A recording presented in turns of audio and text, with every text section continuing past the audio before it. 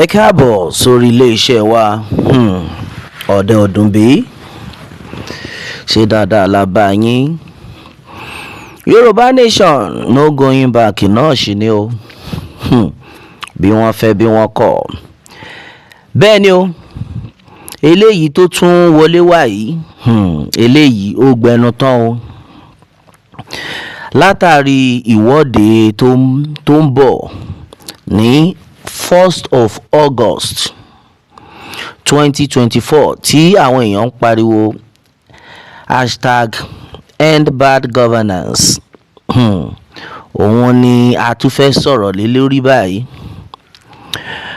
Ọ̀pọ̀lọpọ̀ wa la mọ̀ àlùfáà òjíṣẹ́ Ọlọ́run tí àwọn Kristẹni tí wọ́n ń pè ní Prophet Ayọ̀délé Henry.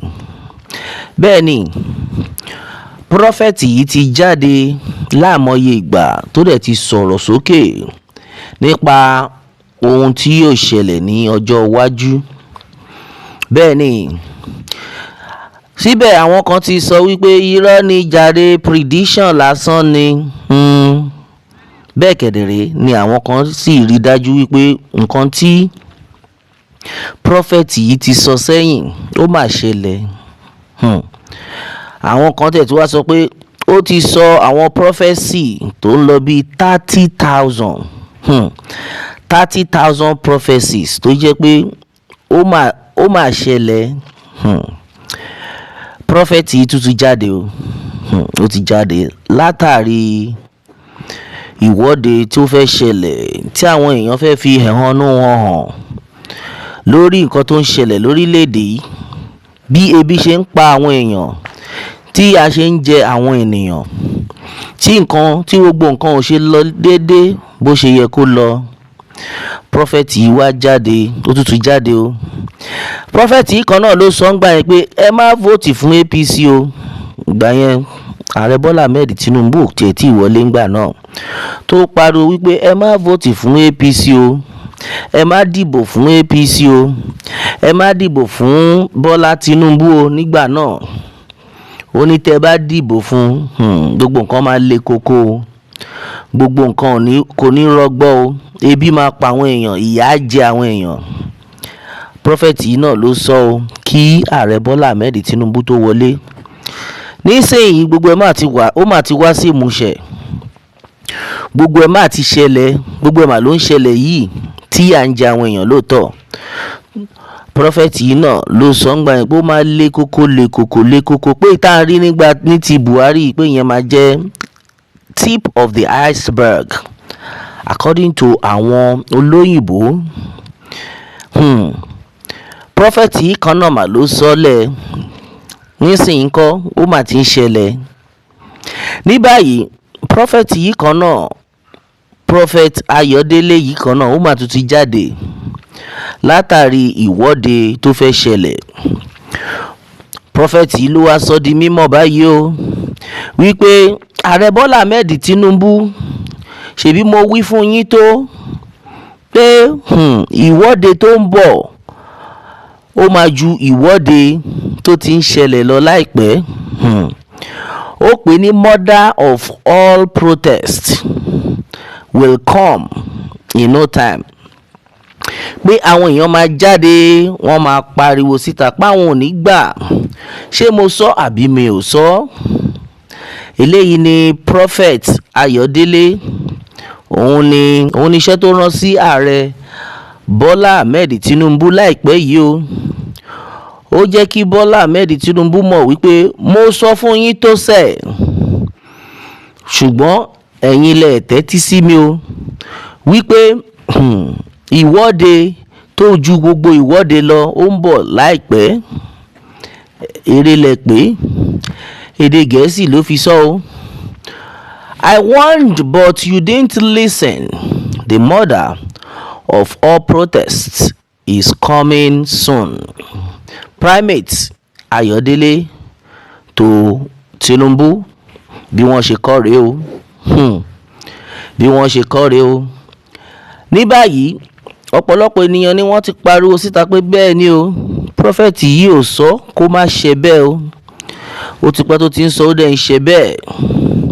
Dó àwọn kan sọ pé ẹ má dá lóhùn, ó kàn ń forecast ní jàre, ó mọ̀ pé irú ẹ̀ náà lè wáyé, ó kàn ń forecast ní. Ṣùgbọ́n àwọn kan wá sọ pé ṣùgbọ́n prophet yìí máa sọ kí ààrẹ Bọ́lá Ahmed tó wọlé wípé ẹ má dìbò fún ààrẹ Bọ́lá Ahmed Tinubu, wípé tí ẹ bá lọ ṣe mistake ẹ̀ pé gbogbo nǹkan máa le koko. Ó máa sọ kí gbogbo ẹ̀dẹ̀ tó wáyé, ṣé gbogbo wa le koko báyìí?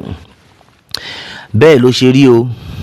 The founder and the leader of Inri Evangelical Spiritual Church Primate Ayodele Elijah has issued very stern warning to President Bola Tinubu and his administration regarding the impending protests looming over the nation.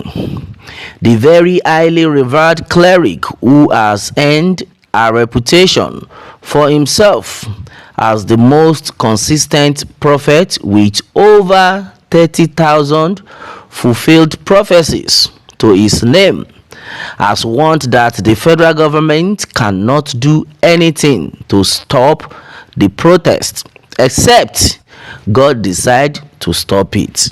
Ṣẹ́yìn náà gbọ́, prophet yìí ó ti ṣe ìkìlọ̀ ńláàlà fún ìjọba Nàìjíríà pé protest tó ju protest lọ, ìwọ́de tó ju ìwọ́de lọ, òun ló máa wáyé, tó fi wá jẹ́ wípé tí ìjọba bá tẹ̀ ní pé àwọn fẹ́ dáwọ́ ẹ̀ dúró gẹ́gẹ́ bí wọ́n ṣe ń sọ ń sìn pé àwọn ò ní gbà, pé kò ní ṣeé ṣe o, àfi tí Ọlọ́run ọba bá fọwọ́ sí nìkan ló kù. Eléyìí tó túmọ̀ sí wípé ìwọ́de tó fẹ́ ṣẹlẹ̀ yìí Ọlọ́run ọba mọ̀ ń pa ẹ̀ gẹ́gẹ́ bí prọfẹ̀tì yìí ṣe sọ pé kò sí bẹ́ẹ̀ ṣe lè ní kí káwọn èèyàn dáwọ́ ẹ̀ dúró, ẹ kàn ń tanra yín níṣẹ́, k'Ọlọ́run ti fọwọ́ sí. Eléyìí tó túmọ̀ sí wípé inú Ọlọ́run gan ò dùn bí ìyà ṣe ń jẹ àwọn ọmọ Nàìjíríà. Ẹ̀yin èèyàn wa, mẹ́wàá ń ṣẹlẹ̀ o, mẹ́wàá ń ṣẹlẹ̀. Àwọn ìjọba ti jáde síta wípé àwọn ò ní gbà, wípé àwọn ò ní jẹ́ kí àwọn èèyàn jáde. Pàápàá jùlọ láìpẹ́ yìí ni ọmọ ààrẹ Bọ́lá Tinubu tí gbogbo wa mọ̀ sí Afọláṣadé Ìyálọ́jà General tó jáde síta tó bẹ̀rẹ̀ sí ní sọ fún gbogbo àwọn ará ọjà, tó ń kìlọ̀ fún wọn pé ẹ kìlọ̀ fáwọn ọmọ yín o, ẹ jẹ́ kí wọ́n jẹ́ kí bàbá mi ṣe at least ọdún mẹ́ta, pé kán ṣe ọdún mẹ́ta kán tó bẹ̀rẹ̀ sí ní sọ pé àwọn fẹ́ ṣe protest. Ẹ kìlọ̀ fáwọn ọmọ yín kán má jáde fún protest o, pé tó má fi lè jáde, nǹkan tí ojú wọn bá rí kán fara mọ́. Ṣẹ́yìn náà ń gbọ́ pé nǹkan tójú wọn bá rí o kán fara mọ́.